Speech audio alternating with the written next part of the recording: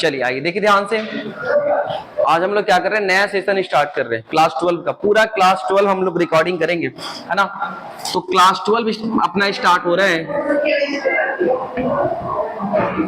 Okay, class 12 का पूरा हम लोग सेशन स्टार्ट कर रहे हैं, जिसमें सीक्वेंस वाइज हम लोग सारे चैप्टर्स को पढ़ेंगे। ठीक है, जो सबसे पहला चैप्टर्स आपके पास आते हैं, मतलब आप ये कह सकते हैं कि पूरा सिलेबस हम लोग कवर करेंगे। ठीक है, तो जो सबसे पहला चैप्टर्स आपके पास आता है बेटा, उसका स्टडी करेंगे आज के दिन।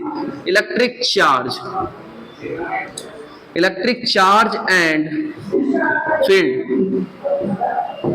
इलेक्ट्रिक चार्ज एंड फील्ड ये पहला चैप्टर आपका है, इसको हम लोग पहले कवर करेंगे। सीक्वेंस में चलेगा हमारा, जितने भी चैप्टर्स हम लोग क्या करेंगे, सीक्वेंस में स्टडी करेंगे। ठीक है, आ जाओ।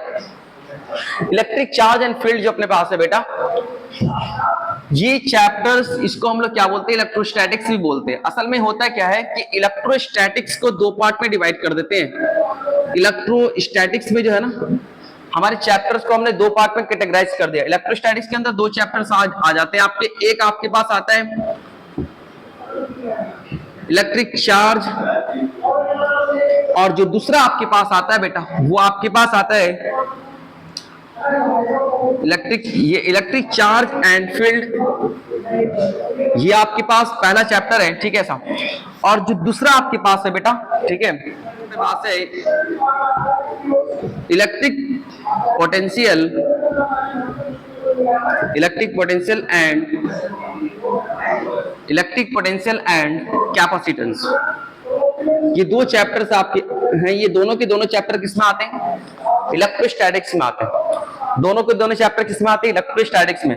तो बहुत जगह क्या होता है कि इस तरह से बोला जाता है, इलेक्ट्रोस्टैटिक्स के अंदर दोनों आ जाते हैं। ठीक है सर। एनसीईआरटी के अकॉर्डिंग क्या है कि एक बार इसको एनसीईआरटी का फर्स्ट चैप्टर इसको कहा है, और इसको एनसीईआरटी क्या बोलता है, सेकंड चैप्टर बोलता है इसको एनसीईआरटी बोलता है पहला चैप्टर, और इसको एनसीईआरटी क्या बोलता है, सेकंड चैप्टर बोलता है। राइट है सर। हम लोग क्या करेंगे, सबसे पहले पहला चैप्टर की डिटेल स्टडी करेंगे। ठीक है, जो पहला चैप्टर अपने पास है इलेक्ट्रिक चार्ज एंड फील्ड, उसके बाद हम लोग सेकंड चैप्टर की स्टडी करेंगे। ठीक है, तो पहला चैप्टर स्टार्ट कर रहे हैं, electric charge and field. Okay, आइए ध्यान से देखिएगा। आइए इलेक्ट्रिक चार्ज एंड फील्ड के ऊपर डिस्कस करेंगे। इलेक्ट्रिक चार्ज एंड फील्ड में जो सबसे पहला पॉइंट अपने पास है, जो सबसे पहला फिजिकल क्वांटिटी है जो हमें स्टडी करना है, वो आपके पास है इलेक्ट्रिक चार्ज। इसको पहचानेंगे क्या होता है electric charge. Okay, electric charge क्या होता है इसको पहचानेंगे अच्छे तरीके से, इसके ऊपर डिटेल स्टडी करेंगे। ठीक है, आ जाओ। तो इलेक्ट्रिक चार्ज क्या होता है देखते ध्यान से। Electric charge is the fundamental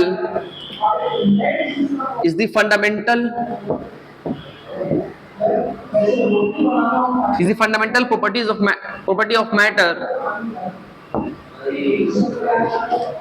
Electric charge is the fundamental property of matter, due to which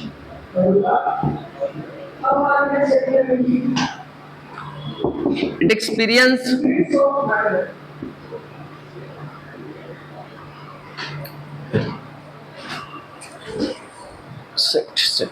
due to which it experience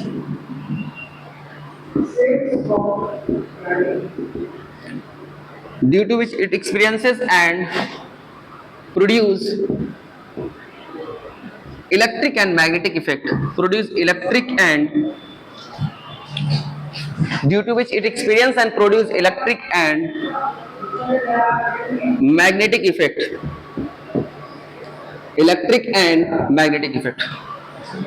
बात समझ में आ रही, क्या बोल रहा है, इलेक्ट्रिक चार्ज क्या है। Electric charge is the fundamental property, ध्यान से देखिएगा। आइए, इलेक्ट्रिक चार्ज फंडामेंटल प्रॉपर्टी है। ठीक है, किसका अपने पास भाई साहब, मैटर का।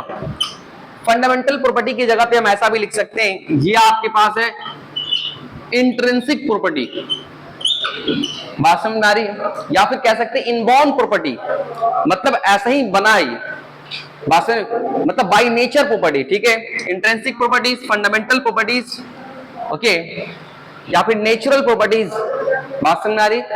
तो ये चार्ज जो अपने पास है किसी मैटर का इंट्रिंसिक प्रॉपर्टी, जैसे चार्ज, जैसे मास जो अपने पास होता है किसी मैटर का, किसी पार्टिकल्स का, किसी ऑब्जेक्ट का प्रॉपर्टी होता है मास। बात समझ में आ रही? जैसे मास होता है उसी तरीके से इन द सेम वे अपने पास क्या होते हैं कि किसी भी मतलब कुछ पार्टिकल्स, सारे के पास नहीं, कुछ पार्टिकल्स के पास क्या होते हैं, चार्ज होते हैं। जैसे आपके पास इलेक्ट्रॉन है, जैसे आपके पास प्रोटॉन है, इनके ऊपर क्या होता है, बाय नेचर चार्ज पाया जाता है।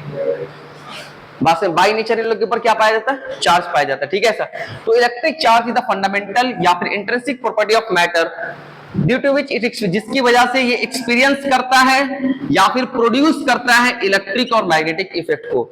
अगर ये जिस भी पार्टिकल्स के पास जैसे इलेक्ट्रॉन की बात करें, जैसे आपके पास है इलेक्ट्रॉन या फिर आपके पास है प्रोटॉन, इनके पास क्या होते हैं कि ये जब इलेक्ट्रॉन जो होता है इसके पास बाय नेचर चार्ज होता है, प्रोटॉन जो अपने पास उसके पास बाय नेचर चार्ज होता है, जिसकी वजह से इलेक्ट्रिक और मैग्नेटिक इफेक्ट को ये प्रोड्यूस करते हैं या फिर एक्सपीरियंस करते हैं। मतलब इनके ऊपर इलेक्ट्रिक फोर्स या फिर मैग्नेटिक फोर्स लगता है या फिर दूसरे के ऊपर लगाते हैं। बात समझ में आ रही? ठीक, ऐसा।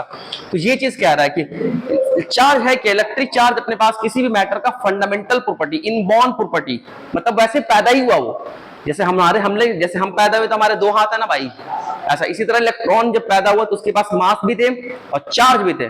प्रोटॉन जब पैदा हुआ तो उसके पास मास भी थे और उसके पास क्या बेटा, चार्ज भी थे। बात समझ में आ रही है? तो ये चीज अपने पास है, ये हमारा इलेक्ट्रिक चार्ज कहलाता है। ओके, अब आइए अब आगे चलते हैं। इसके आगे इलेक्ट्रिक चार्ज जो है, ये इलेक्ट्रिक चार्ज कहां से हमें पता चला, कैसे हमारे मतलब कॉन्सेप्ट में आया, सुनिए ध्यान से, कब मतलब कैसे पता चला ये इलेक्ट्रिक चार्ज के बारे में, तो आपको थोड़ा सा पॉइंट करते हैं, बताते हैं। आइए आप ध्यान से देखिएगा, अगर आपके पास दो इलेक्ट्रॉन रखा हुआ, ध्यान से देखना बिल्कुल, एक इलेक्ट्रॉन और ये दूसरा इलेक्ट्रॉन आपके पास यहां पे रखा हुआ, बात समझिए। प्रोटॉन ले लेते हैं, इलेक्ट्रॉन पे बस माइनस का है, प्रॉब्लम कुछ नहीं है, हम ले सकते हैं इलेक्ट्रॉन भी, हम प्रोटॉन लेके आपको समझा रहे हैं, ज्यादा क्लियर होगा। ये आपके पास बेटा प्रोटॉन है और ये आपके पास बेटा, ये भी आपका क्या बेटा, प्रोटॉन है। तो इस तरह से लैब में दो प्रोटॉन रखा हुआ है, समझने के लिए बता रहे। ये प्रोटॉन रखा हुआ है, ये प्रोटॉन आपके पास रखा हुआ है, ठीक है। तो इसके पास जो मास होता है मेरे बच्चे, मास ऑफ प्रोटॉन जो आपके पास होते हैं वो होता है हमारा 1.672 into 10 to the power -27 kg। बात समझ में आ रही? और जो इसके ये अपने पास के इसके मास है, बात समझ में आ रही? ठीक है सब। तो इस मास की वजह से इसके ऊपर भी मास है और इसके ऊपर भी मास है, तो क्या मास की वजह से एक दूसरे को अट्रैक्ट करेगा, जो ग्रेविटेशनल फोर्स कहलाता है। कैसा फोर्स कहलाता है? जब हमने आपको न्यूटन लॉज ऑफ मोशन पढ़ाया था वहां पे ग्रेविटेशनल फोर्स पढ़ाया था ना भाई साहब। तो ये मास की वजह से क्या करेगा भाई साहब, ये इसको अट्रैक्ट करेगा इधर की तरफ और ये इसको अट्रैक्ट करेगा इधर की तरफ। बात समझ में आ रही है? ठीक है साहब। तो ये फोर्स अपने पास होगा, इसके नीचे छोटा सा जी लिख देते, मतलब फोर्स ग्रेविटेशनल फोर्स। कैसा फोर्स है ये? Gravitational force. तो ये बात समझ में आ रहा हमको कि सर यहाँ पे जो है ये मास होने के कारण दोनों प्रोटॉन आपस में क्या करेंगे बेटा, ग्रेविटेशनल फोर्स लगाएंगे। ये बात तो समझ में आ रही है? आ जाओ सुनो ध्यान से। मैं आपको ये बताना चाह रहा हूं ये चैप्टर वजूद में कैसे आया, कैसे पैदा हुआ, कैसे चैप्टर का कॉन्सेप्ट स्टार्ट हुआ, कैसे चार्ज के बारे में पता चला, ये आपको बताना चाह रहे हैं। मास के बारे में तो आपको पता ही है कि मास अपने पास है, तो ये प्रोटॉन है, इसका मास है, ये भी प्रोटॉन अपने पास है, इसका मास है, इसका मास, दोनों तो सेम प्रोटॉन है, तो मतलब मास इसके 1.672 into 10 to the power -27 kg। ऐसा समझ में बात आ रही है? ठीक है सब, चलिए है ना भाई। आइए देखिए, तो हमने क्या बोला आपसे कि यहां तक तो बात बिल्कुल पच रहा है, ऐसा लग रहा है कि प्रोटॉन है, हाँ बिल्कुल सही बात है। ये मास ऑफ प्रोटॉन इसके बराबर है, इसका भी सेम मास है, तो सर जी यहाँ पे ग्रेविटेशनल फोर्स होगा। हम बोलेंगे बिल्कुल सही बोल रहा है तू कि सर मास के कारण, मेरे प्यारे प्यारे बच्चे, जो मास के कारण अपने पास क्या लगेंगे, ग्रेविटेशनल फोर्स लगेंगे। तो ग्रेविटेशनल फोर्स यहाँ पे कितना होगा सर जी? आइए, और ग्रेविटेशनल फोर्स के कारण एक दूसरे को अट्रैक्ट करेंगे। Gravitational force is always attractive force, कभी वो रिपल्सिव नहीं करता। धरती किसी चीज को ठेल देते क्या ऊपर अपने आप, ऐसा फेंकती तो नहीं है ना, हमेशा अट्रैक्ट करती, राइट ऐसा। तो ग्रेविटेशनल फोर्स की जो वैल्यू अपने पास होती है कैपिटल जी, दोनों चीज m1 m2 अपन कितना बच्चे r²। हम अपने आसानी के लिए इसके डिस्टेंस जो अपने पास है कितना मान ले, माना कि आपके पास प्रोटॉन है, दूसरा प्रोटॉन है, इसको कितनी दूरी पर रखें, एक समझने के लिए रख लेते हैं 1 मीटर ले लेते हैं। कितना ले लेते हैं अपने को? 1 मीटर की दूरी पर रख लेते हैं, ठीक है साहब। तो यहाँ पे अपने पास है, तो हम क्या बोल रहे हैं 1 मीटर, आर की वैल्यू कितना ले रहे हैं, जो कि मेरा कैलकुलेशन आसान हो जाए और कुछ नहीं, ठीक है। 1 मिलीमीटर ले ले क्या, चलो मिलीमीटर ले लेते हैं, कैलकुलेशन आसान करने के लिए लिया हूं, ठीक है। आ जाओ। अब यहाँ पे देखिए कैपिटल जी की वैल्यू होती है 6.67 into 10 to the power -11 into mass of proton आप लिख चुके हैं 1.67, ऐसा आसानी के लिए सिर्फ 1.67 लो, राइट, ऐसा 1.67 into 10 to the power minus कितना 27, राइट, ऐसा इंटू अगेन अपने पास 1.67 इंटू 10 टू द पावर -27, सही है ऐसा, राइट, ऐसा हमने सारी वैल्यू को ला करके रख दिया। और नीचे आपके पास है डिस्टेंस का स्क्वायर, तो डिस्टेंस का स्क्वायर ये आपके पास मिलीमीटर है, तो 1 मिलीमीटर मिली सेंटी डेसीमीटर, राइट, ऐसा तो 1 मिलीमीटर में कितने मीटर अपने पास हो जाएंगे, 1000 मीटर। तो मैं ऐसा लिख सकता हूं कि 1 मिलीमीटर की जगह पर 10 टू द पावर -3 का स्क्वायर, यही तो है फॉर्मूला। अरे 1 मिलीमीटर की जगह पे देखना, 1 मिलीमीटर की जगह पे लिखा जा सकता है 10 टू द पावर -3 मीटर, ऐसा लिखेंगे ना भाई साहब, क्योंकि 1 मीटर में कितना मिलीमीटर, 1000 मिलीमीटर, बात समझ में, मिली चलते ना, मिली सेंटी डेसीमीटर इस तरह से चलते ना, ऐसा। तो खैर ये बात अपने पास कुछ ऐसा हो रहा है, तो जब मैं इसको सोल्व करूंगा तो हमारे पास क्या आ रहा है, सुनना ध्यान से, ये -27 और ये -11 है, तो 27 आपके पास जो भी हम लोग इसको कैलकुलेट कर लेते हैं, तो ये आपका हो जाएगा 27 और -27 मतलब 54 और ये आपके पास है again -11 that is equal to -65, ठीक है। और ये आपके पास है 6.67, इसको आप मोबाइल से मल्टीप्लाई करके बताओ, 6.67 इंटू 1.67 इंटू 1.67, जल्दी से मल्टीप्लाई करो, एक रफ आइडिया दो, एक रफ आइडिया आप दो, ठीक है, ऐसा जल्दी से इसका एक रफ आइडिया दो कि 1.67 इंटू 6.67, इसको मल्टीप्लाई करें 1.67 इंटू 1.67 इंटू 6.67, ऐसा, ठीक है, ऐसा। अच्छा एक बात बच्ची, ऊपर में कितना आ रहा था, 10 टू द पावर कितना बेटा, -65 आ रहा था ना, और जब ये कितना 10 टू द पावर कितना बच्चे, -6 है, हो सकता है कि मिलीमीटर से भी बहुत छोटा ले ले, मैं समझाने के लिए ऐसा ले रहा हूं, ठीक है, ऐसा। तो -6 जब उधर ऊपर जाएगा तो +6 हो जाएगा, तो क्या 59 के फॉर्म में हो जाएगा, क्या 65 59 हो जाएगा, तो 10 टू द पावर -59 कुछ ऐसा हो जाएगा, क्या बात समझ में आ रही है। और ये आपके पास कुछ ऐसा सीन हो रहे हैं, ठीक है, ऐसा ये आपका हो रहा है ग्रेविटेशनल फोर्स की वैल्यू। आप इसे सोल्व करें, देखते हैं एक रफ आइडिया, बस इसको मल्टीप्लाई करो, 18.6 आ रहा है, 1.67 इंटू इसको आप तीनों को मल्टीप्लाई करो 18.2 बताओ, 18.60 मतलब 18.6 आ रहा है, लगभग आपके पास 18.6 into 10 to the power -59 newton, क्या आपके पास इतने फोर्स आ रहे हैं। तो भाई साहब जब ऐसा दो प्रोटॉन अगर रखा हुआ है, एक प्रोटॉन यहां और एक प्रोटॉन आपके पास यहां रखा हुआ है, तो आपके अकॉर्डिंग बस ये फोर्स होना चाहिए, आपके अकॉर्डिंग यही फोर्स होना चाहिए, बट ऐसा सीन नहीं होता। होता क्या भाई साहब, ये जो फोर्स अपने पास होता है इसके ऊपर कितना फोर्स लगना चाहिए, इतना ही फोर्स लगना चाहिए, और किस डायरेक्शन में अपने को, इस डायरेक्शन में लगना चाहिए। बात समझ में आ रही है, ऐसा खींच रहा है ना भाई, आई कैप, इसके डायरेक्शन क्या होना चाहिए, आई कैप, बट ऐसा होता नहीं। जब हम ऑब्जर्व करते हैं तो हम क्या देखते हैं कि इसके ऊपर इतना force 18.6 into 10 to the -15 newton नहीं लग रहा। बात समझ में, जब दो प्रोटॉन को एक मिलीमीटर की दूरी पर रखा गया तो ये फोर्स हमारे नहीं लग रहे थे। तो भाई साहब अगर ये फोर्स नहीं लग रहे हैं तो इसका मतलब अगर ये फोर्सेस अपने पास नहीं लग रहा तो फिर अलग कैसे लग रहा, क्या अलग कोई फोर्स लग रहा है इसके ऊपर। अगर ये वैल्यू नहीं मैच कर रहा है तो क्या रीजन हो सकता है इसका, क्या रीजन हो सकता है इसके ऊपर। अगर ये फोर्स नहीं लग रहा तो क्या दूसरा जो फोर्स लग रहा है कौन सा फोर्स है, क्या कोई भूत उसको धक्का दे रहा है, कौन है इस रूम में जो उसके ऊपर फोर्स लगा रहा है। एक तो ये ग्रेविटेशनल फोर्स बिल्कुल समझ में आ रहा है कि ये फोर्स सही है, ये दूसरा फोर्स कौन लगा रहा है भाई साहब। तो यहां से कॉन्सेप्ट अपने पास आता है, चार्ज का कॉन्सेप्ट आता है कि ये जो प्रोटॉन था इसके ऊपर बाय नेचर एक चार्ज है।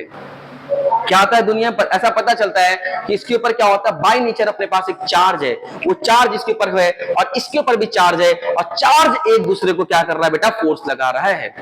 बात समझ में आ रही है, यहां से पता चल रहा है कि देखिए आपके अकॉर्डिंग क्या होना चाहिए, ये फोर्स की वैल्यू होना चाहिए कि नहीं होना चाहिए।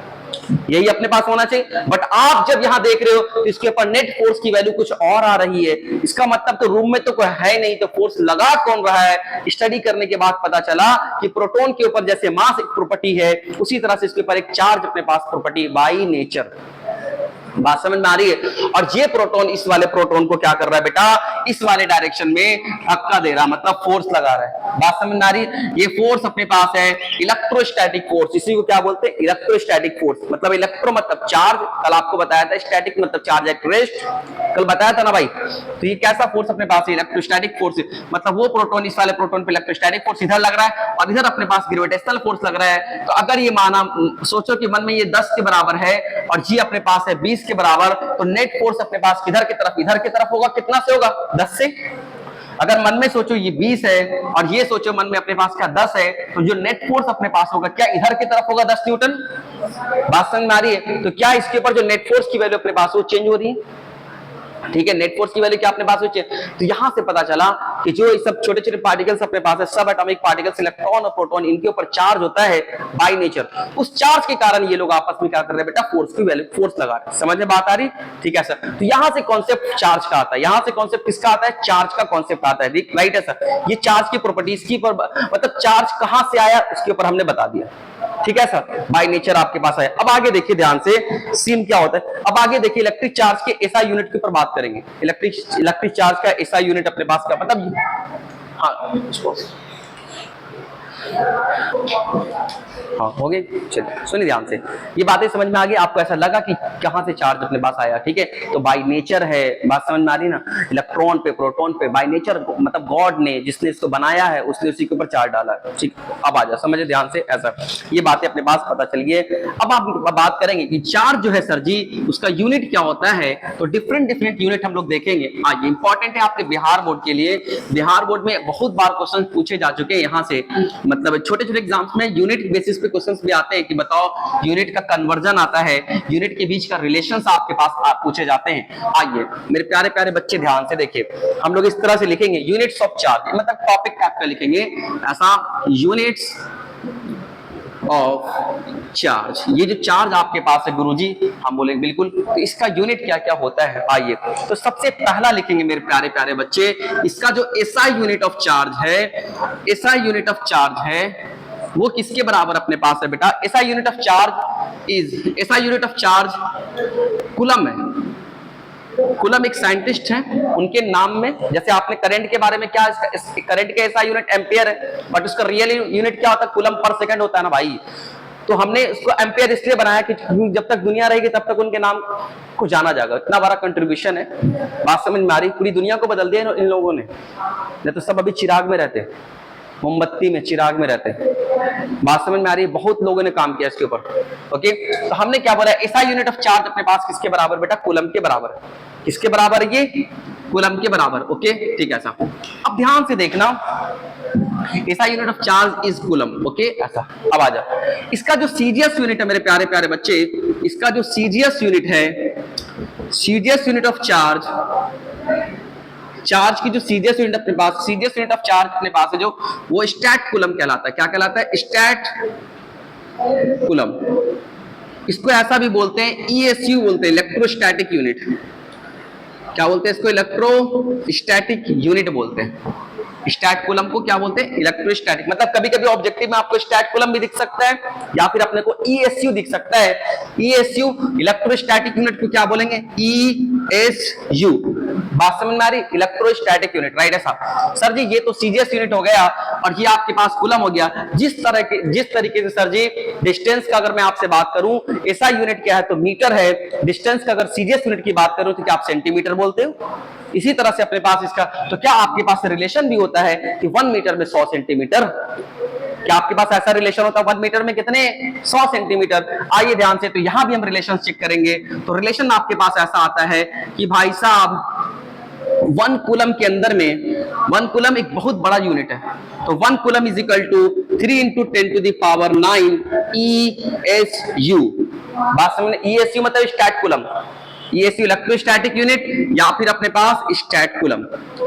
ये रिलेशंस बिहार बोर्ड में बहुत बार पूछा है, हो सकता है इस बार भी पूछ ले, राइट। ऐसा कि 1 कूलम में कितने ईएसयू आते हैं, 3 × 10⁹ ईएसयू या फिर स्टैट कूलम आते हैं, राइट। ऐसा अब आज ध्यान से देखना, अगर उल्टा करके हमसे पूछ ले भाई कि भाई 1 ईएसयू में कितने कूलम आते हैं, क्या आप निकाल लोगे, कैसे निकालोगे भाई साहब? तो यहाँ पे ध्यान रखिएगा कि 1 ईएसयू जो अपने पास है सर जी, मतलब यहाँ पे सिर्फ और सिर्फ किसको छोड़ेंगे, ईएसयू को, बाकी सब कुछ के नीचे ले आएंगे ना भाई। तो ये आपके पास हो जाएगा 1/3 × 10⁹ ऐसा कूलम, ऐसा हो जाएगा क्या? तो कभी कभी ऑब्जेक्टिव में ऐसा भी दिख सकता है, सुनो ध्यान से, अभी मत लिखो, कभी आपको ऐसा भी दिख सकता है 1/3 × 10⁻⁹ कूलम, ऐसा भी दिख सकता है, या फिर कभी कभी आपको ऐसा भी दिख सकता है 1/3 है ना बेटा, तो अगर मैं ऊपर नीचे 10 से मल्टीप्लाई करूंगा तो कोई फर्क पड़ेगा क्या? तो ऊपर नीचे जब 10 से मल्टीप्लाई करूंगा, ऊपर हो जाएगा 10/3 और यहां हो जाएगा 10⁻⁹। अपन कितना बच्चे 10, क्या मैं ऐसा कर सकता हूं? देखो तो ध्यान से, 1/3 × 10⁻⁹ और ये आपके पास 10 × 10 ऐसा कुछ ऐसा, तो मैं यहां से कर सकता हूं क्या? आप ध्यान से देखिए, मैं 10 को 3 से डिवाइड करूंगा तो क्या 3.33 ऐसा आएगा क्या? ऐसा, और ये 10 ऊपर चला जाएगा तो 10⁻⁻10 कूलम, क्या ऐसा यूनिट आ रहा है? बोलो। इसका मतलब गुरुजी कि 1 ईएसयू में कितने स्टैट कूलम सारे, कोई भी ऑब्जेक्टिव में आपको दिख सकता है, ये भी दिख सकता है, ये भी दिख सकता है, आपको हो सकता है ऐसा भी दिखेगा। तो आप सोच समझ के आराम से टिक मारेंगे, बात समझ में आ रही? ठीक है सर, ये रिलेशन अपने पास है, ईएसयू और कूलम के बीच का रिलेशन। आगे भी रिलेशंस देखते हैं, 1 2 3 ऐसा। तो एक रिलेशन अपने पास आता है, एक और यूनिट अपने पास आता है जो मतलब कन्वर्जन यूनिट है, ये सब याद रखना है, ABC ऐसा अपने पास याद रखिए कि 1 माइक्रोकूलम इज इक्वल टू, चाहे 1 coulomb is equal to 1 coulomb में कितने माइक्रोकूलम होंगे? 10⁻6 माइक्रोकूलम। कितना बेटा? 10⁻6 माइक्रोकूलम। समझ में बात आ रही है बेटा? इसको इस तरह से दिखाते हैं, 1 coulomb is equal to 10⁻6 microcoulomb. समझ में बात आई? अब डी पार्ट में बात करेंगे, डी पे देखेंगे 1 कूलम इज इक्वल टू 10⁹ नैनोकूलम। क्या बेटा? नैनोकूलम। बात समझ में आ रही है? तो इसको लिखते हैं 10⁹ NC नैनोकूलम। समझ में बात आई? एक और अपने पास लिख लेते हैं, ई पार्ट में अपने पास आता है बेटा 1 coulomb is equal to 10⁻12 picocoulomb. कितना बेटा? पिकोकूलम ऐसा, तो इसको 1 coulomb is equal to 10⁻12 PC।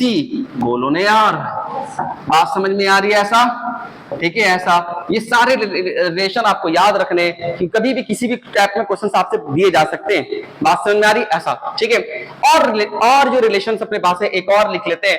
हर पहले आप इसे करिए, फिर एक रिलेशन आपको और लिखाएंगे, ठीक है सर?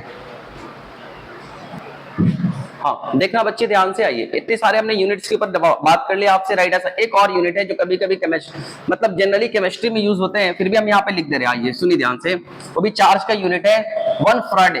क्या बेटा? 1 फराडे। ओके, आ जाओ, सुन ध्यान से। ओके, आ जाओ। 1 फराडे मतलब जो भी आप लिखना, तीसरा नंबर आप EF जो लिखना वो लिख दे। कहाँ तक गए थे? E तक गए थे ना? चलिए, F नंबर पे ऐसा आप लिख लें 1 फराडे। जो 1 फराडे अपने पास है वो किसके बराबर होता है? ऐसा लिखते हैं लोग, अप्रोक्स जो होता है 96,500 कूलम के बराबर होता है। बट ये होता क्या है, सुनना ध्यान से। 1 फराडे जो अपने पास होता है, 1 Faraday charge on 1 mole of electron.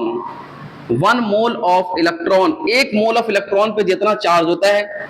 अब 1 mole of electron, sir 1 electron पे कितना चार्ज है? पहले आपको बता दो, बस आपको इतना ही बताया कि इलेक्ट्रॉन पे चार्ज होता है, ये तो बताया।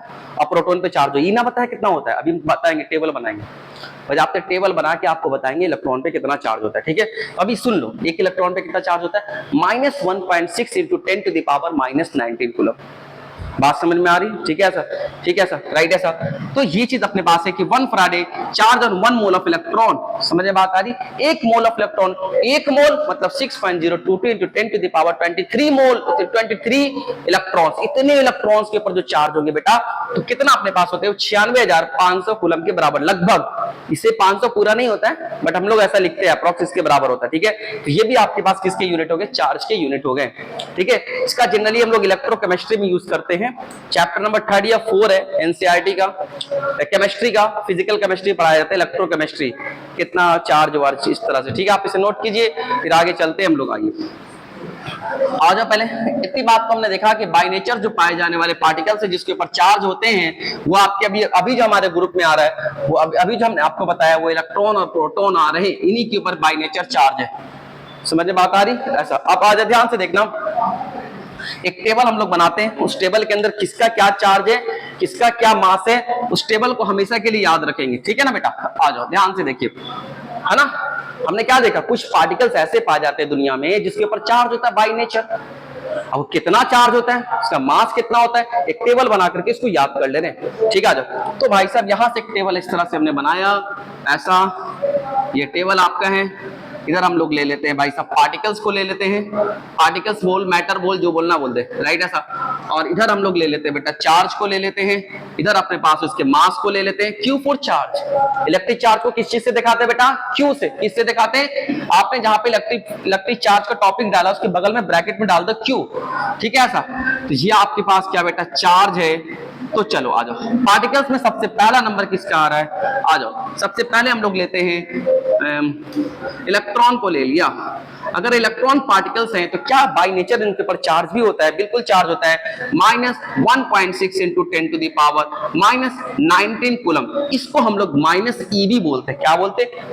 -e क्यों बोलते हैं? देखो चार्ज, रियल में चार्ज ये है, इतने बड़े नंबर जो है ना, ये 1.6 × 10⁻⁻19 कूलम, ऐसा, ठीक है।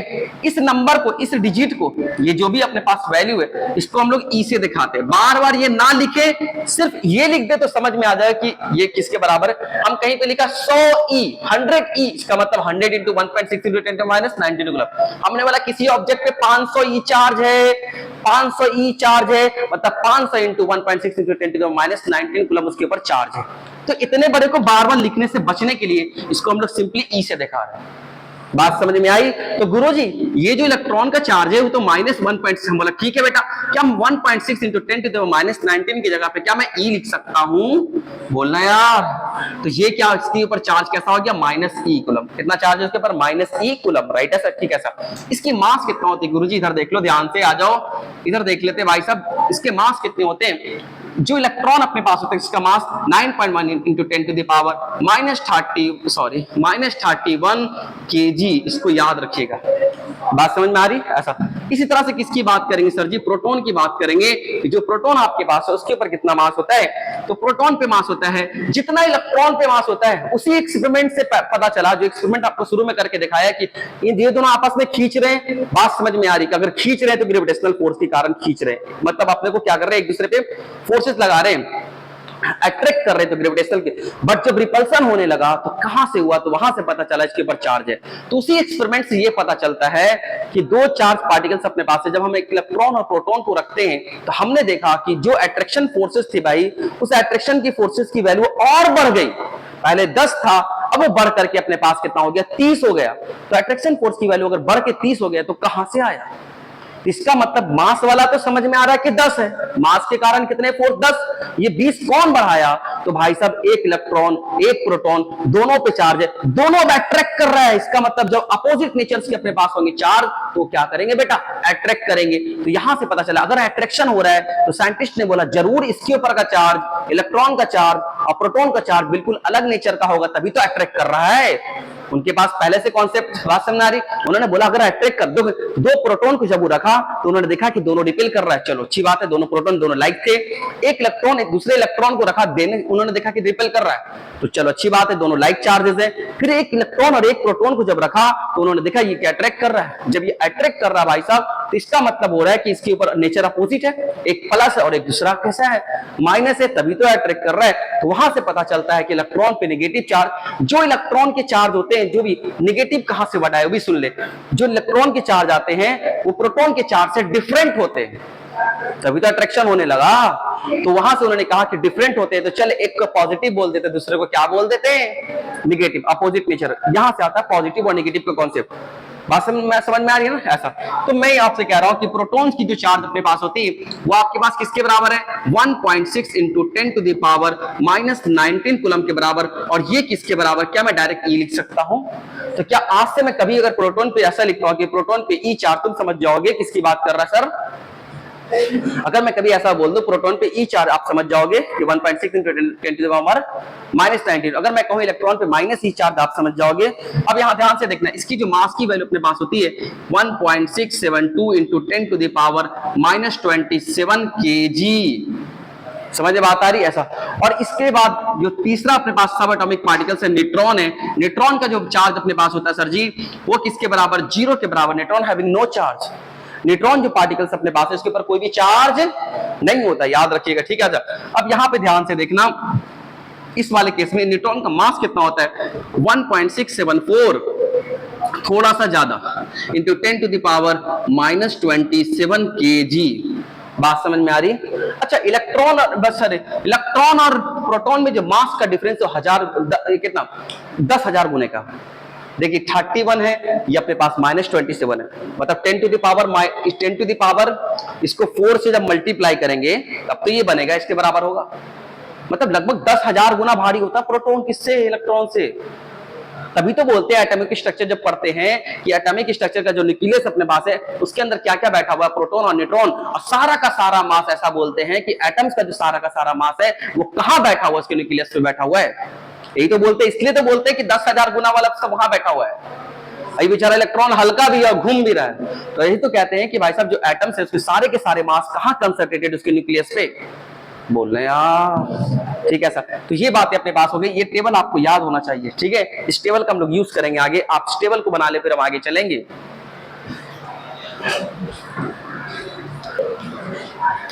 चलिए आइए ध्यान से, हमने क्या देखा बेटा कि अभी सिर्फ चार्ज के इंट्रोडक्शन कर रहे हैं आपको। हमने बताया ना चार्ज क्या होता है, कहां आया, कैसे आया, किसके ऊपर पाया जाता है चार्ज, क्या कोई देता है चार्ज किसी को या फिर बाय नेचर होता है, ये चीजें हमने देखा, राइट है सर। अब देखना ध्यान से, हम ऐसा यूनिट ऑफ चार्ज मतलब चार्ज की यूनिट पे ही बात कर लिया, डिफरेंट यूनिट पे बात कर लिया सर।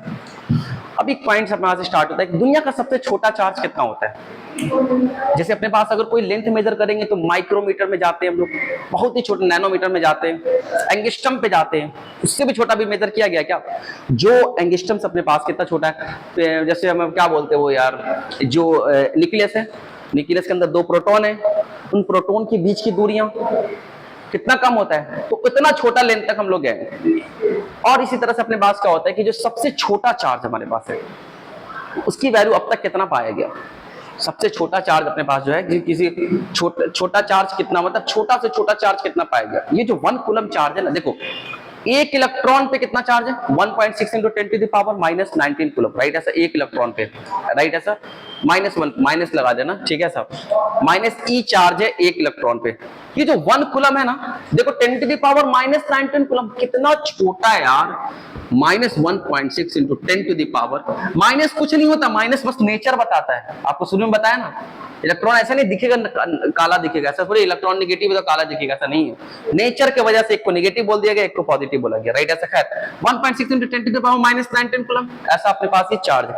ये देख कितना छोटा है यार, 10 टू द पावर -19 इलेक्ट्रॉन पे इतना छोटा चार्ज पाया था। 1 कूलम तो बहुत बड़ा हो जाएगा। हमने क्या किया, ऐसा लिखते हैं ना 1.6 10 टू द पावर +19 कूलम, मतलब लगभग 1 कूलम को 10 टू द पावर 19 से डिवाइड कर रहे हैं, कितना छोटा हो जाएगा। बात समझ में आ रही है? तो दुनिया का जो सबसे छोटा चार्ज अपने पास है वो कितना होता है? Smallest possible value of charge, smallest possible value of charge, charge का जो सबसे छोटा वैल्यू अपने पास होता है वो किसके बराबर होता है? वो ई के बराबर होता है। किसके बराबर? ई के बराबर। या फिर ऐसा कह सकते हो इलेक्ट्रॉन का जो चार्ज है उसके बराबर, या फिर कह सकते हो प्रोटॉन के चार्ज जो अपने पास है दुनिया का सबसे छोटा चार्ज है। अभी राइट, रिसेंट स्टडी में क्या हुआ, थोड़ा सा चेंजिंग आया है, क्वार्क नाम का एक वर्ड आया, क्वार्क, राइट है साहब। क्वार्क जो है ना, वो क्वार्क के ऊपर जो चार्ज होता है, जैसे न्यूट्रॉन पे कोई चार्ज नहीं, कोई जरूरी थोड़ी कि सबके ऊपर चार्ज होगा, समझ में बात आ रही है ना ऐसा। तो इस तरह से कह रहे हैं, राइट ऐसा। तो क्वार्क जो अपने पास है बेटा, जो रिसेंट स्टडी में आया है उसके ऊपर चार्ज होते हैं दुनिया, अभी रिसेंट स्टडी में उसके ऊपर जो चार्ज अपने पास होता है, जैसे हम इलेक्ट्रॉन पे कितना बोल रहे हैं बेटा, इलेक्ट्रॉन पे चार्ज हम लोग बोल रहे हैं कितना, -e बोल रहे हैं। तो जो क्वार्क अपने पास होता है बेटा, जो अभी तो हमारे लेवल पे यही याद रखना है कि दुनिया का सबसे छोटा चार्ज, जो इलेक्ट्रॉन के ऊपर जो चार्ज है वही दुनिया का सबसे छोटा चार्ज है, हमारे लेवल पे याद रखना। बट रिसेंट स्टडी में क्या है, एक नया वर्ड आपने पास है, क्वार्क।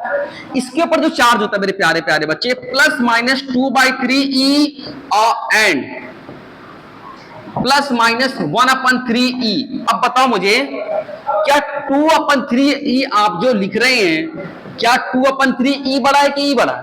कौन बड़ा? e बड़ा है, ये वाला बड़ा है।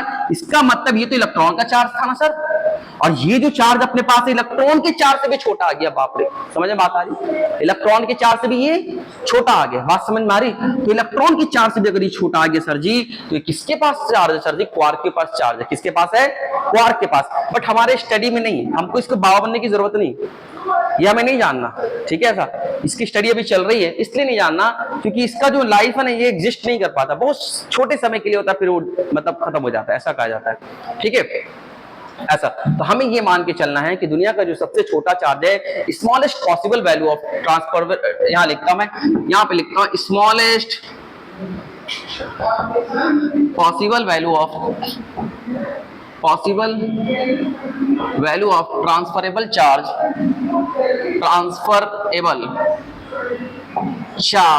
वैसा छोटा चार्ज जिसको हम ट्रांसफर कर सकते हैं। Smallest possible value of transferable charge is the charge on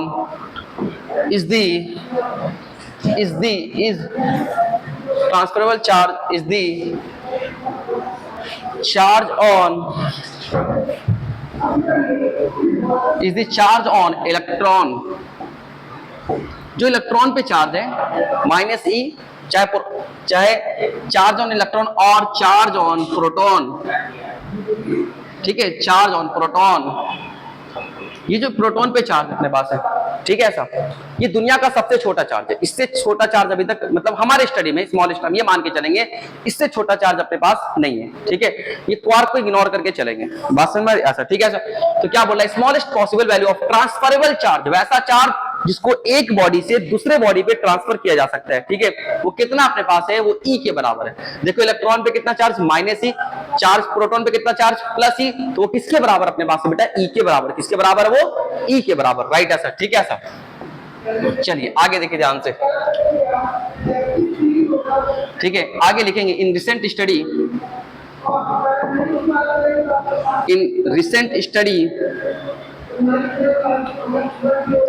quark has been discovered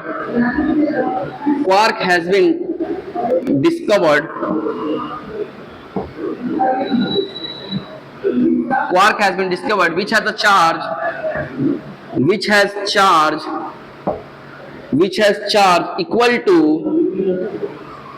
+-2/3e or +-1/3e। बात समझ आ रही है ऐसा, ठीक है ऐसा।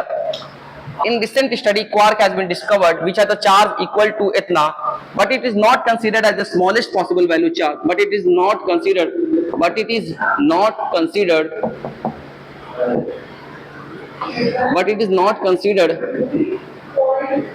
as smallest value of charge, as smallest value of charge because it has very short span of life, but it is not considered as the smallest value of charge because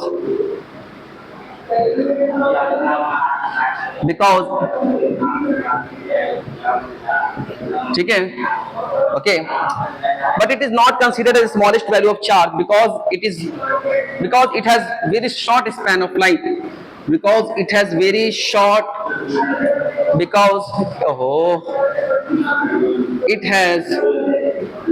short span of life, very short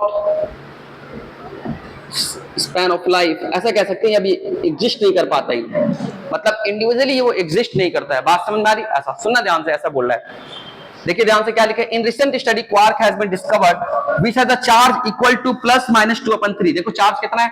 और +-1/3, but it is not consider. तुम्हारे according sir ये तो electron के charge से भी छोटा है ना सर, तो आपके अकॉर्डिंग ये होना चाहिए कि इलेक्ट्रॉन के चार्ज से भी अगर ये छोटा है तो इसको मानना चाहिए छोटा चार्ज, और इसको नहीं मानते क्योंकि इसका लाइफ एग्जिस्ट नहीं करता, बहुत छोटे समय के लिए होता है फिर ये खत्म हो जाता है।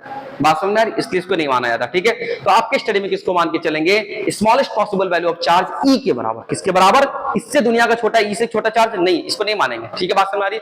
आप इसे नोट करें, फिर हम आगे चलेंगे।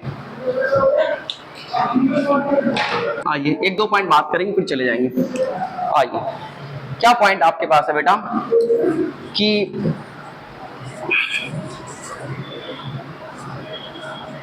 जो हमने मॉर्निंग सेशन में नहीं करवाया उसको अभी करवा देता हूं।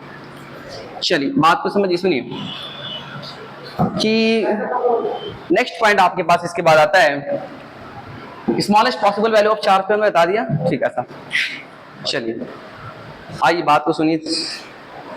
कहाँ तक बात की थी लास्ट क्लास में? हमने प्रॉपर्टी ये चार्ज के ऊपर बात किया था ना, तो हमने आपसे बताया कि चार्ज के ऊपर डिस्कस कर रहे थे। अब आगे देखिए, ध्यान से देखिए। आगे बात करेंगे किसी बॉडी के ऊपर चार्ज कब आता है। हमने कल देखा था स्मॉलेस्ट यूनिट ऑफ चार्ज जो अपने पास है ई के बराबर। किसके बराबर है? ई के बराबर smallest unit of charge, right है साहब। अब आगे देखेंगे, ध्यान से देखिए, किसी बॉडी पे चार्ज कब आता है। Charge occurs on a body, occurs on a body, charge occurs on a body when there is a transfer of, when there is a transfer of electron, when there is a transfer of electron, charge occurs on a body when there is a transfer of electron takes place. Okay, a body which loses electron, loses or donate electron, a body which loses or donate electron, लिखते चलो साथ में तेजी से। A body which loses or donate electrons becomes positively charged body, becomes positively charged body. Okay, a body which gain electrons, a body which gain electrons,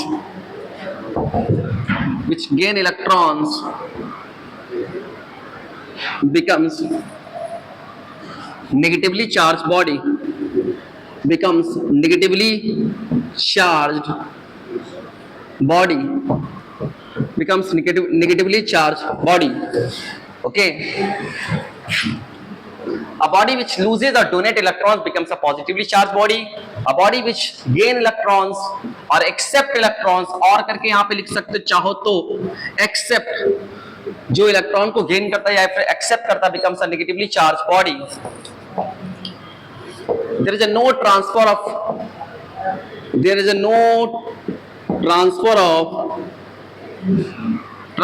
proton take place. कभी भी proton का transfer नहीं होता। There is a no transfer of proton takes place. Always transfer of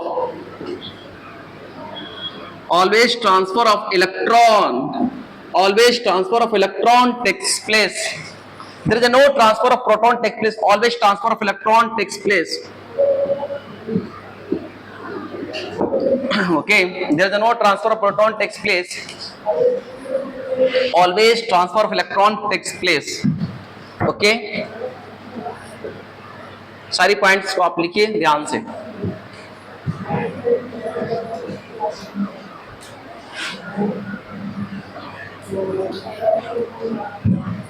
चलिए बात को समझिए, इसे लिखिए जल्दी सा, इसे जल्दी से लिखिए।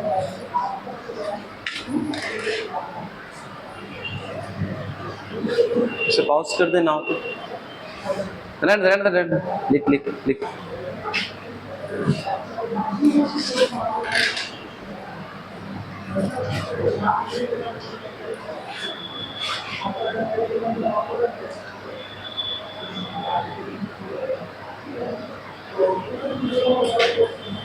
ओके क्या? चलिए आगे देखिएगा ध्यान से। अब आइए बात को समझिए, सुनिए ध्यान से। यहाँ ये क्या बोल रहा है? आइए समझते हैं। ये ऐसा बोल रहा है कि चार्ज किसी बॉडी पे कब आता है, कि बॉडी चार्ज कब होता है, किसी बॉडी पे चार्ज कब आता है। सुनो ध्यान से, सुनो लिखो मत यार, चार्ज किसी बॉडी पे कब आता है। रिकॉर्डिंग अगर छूट भी जाए तो बाद में, पर समझना ज्यादा इंपॉर्टेंट।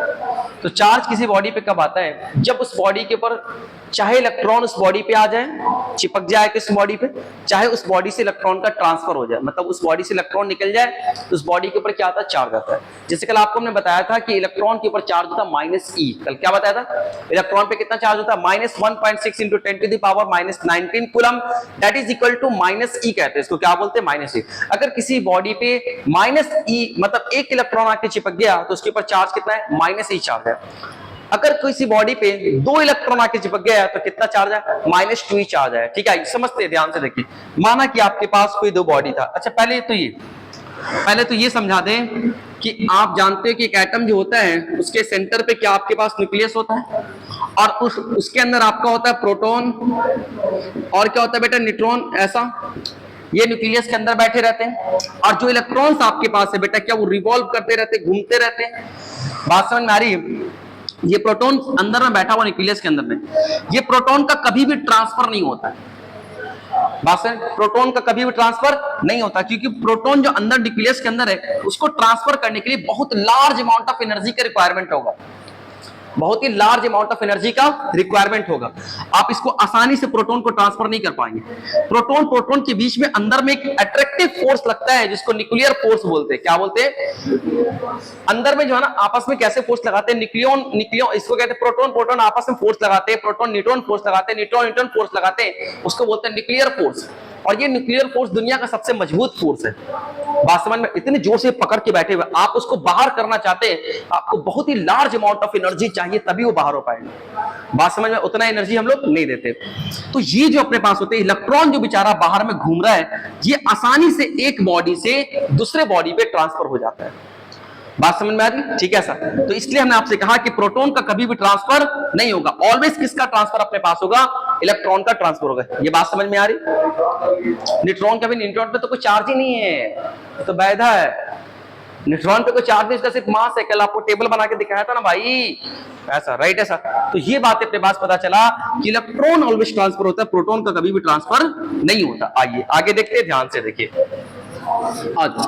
आगे समझा रहे हैं इसके। देखो, माना कि आपके पास एक बात तो समझ में आ गया सर जी, जब भी ट्रांसफर होगा, इलेक्ट्रॉन का ट्रांसफर होगा, इलेक्ट्रॉन तुमको दे देंगे 100 इलेक्ट्रॉन। हमने तुमको 100 इलेक्ट्रॉन दे दिया, 1 इलेक्ट्रॉन पे कितना चार्ज था, -e। तो अब तुम्हारे ऊपर कितना चार्ज आ गया, -100 आ गया, -100 चार्ज आ गया। बात समझ में आ रही। आइए, माना कि आपके पास इस तरह से 2 बॉडी है, एक अपने पास है ऐसा, कोई दूसरा 2 ऑब्जेक्ट है ऐसा, माना ये ऐसा, इसको मान लेते हैं कि सोडियम है, और इसको मान लेते हैं बेटा क्लोरीन है। ये आपके पास क्या बेटा, क्लोरीन है। बात समझ में आ रही। तो सोडियम का ये, सॉरी ऐसा अच्छा नहीं लग रहा है, इस तरह से बनाते, ये सोडियम का एटम और ये आपके पास है क्लोरीन का एटम, ऐसा। बात समझ में आ रही, ऐसा, ठीक है सर। चलिए बात को समझिए। देखिए हमने क्या बोला, ये आपके पास सोडियम है, कह दिया आपको, राइट। ऐसा ये आपके पास क्लोरीन है। तो आप जानते हैं कि सोडियम के अंदर अपने पास बेटा जो इलेक्ट्रॉन्स होते हैं, क्या आपके कितने इलेक्ट्रॉन्स होते हैं, 11 इलेक्ट्रॉन्स होते हैं।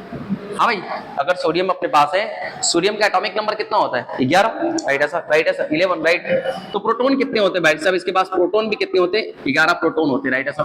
ये जो क्लोरीन आपके पास है, इसका एटॉमिक नंबर अपने 17 है। तो क्या इसके ऊपर इलेक्ट्रॉन्स कितने होंगे भाई साहब, 17 इलेक्ट्रॉन्स होंगे, और इसके ऊपर प्रोटॉन कितना अपने पास होंगे, 17 प्रोटॉन्स। बात समझ में आ रही, ऐसा, राइट है सर। सर न्यूट्रॉन भी होता है, न्यूट्रॉन पर डिस्कस नहीं कर रहा, न्यूट्रॉन पे तो कोई चार्ज ही नहीं है ना, उसके पास तो सिर्फ मास है, उसका डिस्कस हम नहीं कर रहे। अब आ जाए यहाँ देखो, अगर मैं तुमसे यहाँ पे कहूं कि इस वाले का नेट चार्ज कितना है, क्या तुम बता पाओगे इसका नेट चार्ज, इसका नेट चार्ज कितना है। सर जी इसका जो नेट चार्ज अपने पास है, दोनों के कारण, इलेक्ट्रॉन और प्रोटॉन दोनों के कारण है। सर 1 इलेक्ट्रॉन पे कितना चार्ज होता है, -e। तो 11 इलेक्ट्रॉन पे क्या -11e चार्ज होगा क्या, और 1 प्रोटॉन पे कितना चार्ज होता है, +e।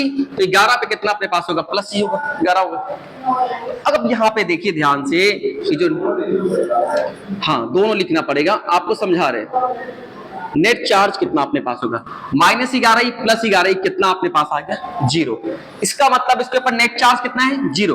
अगर ये नेट चार्ज 0 है तो इसका स्टेट जो कहलाता है कौन से स्टेट में, न्यूट्रल स्टेट में। कैसा स्टेट में अपने पास है, न्यूट्रल है भी, राइट। ऐसा अब इस साइड ध्यान से देखिए, उस वाले को इधर देखो।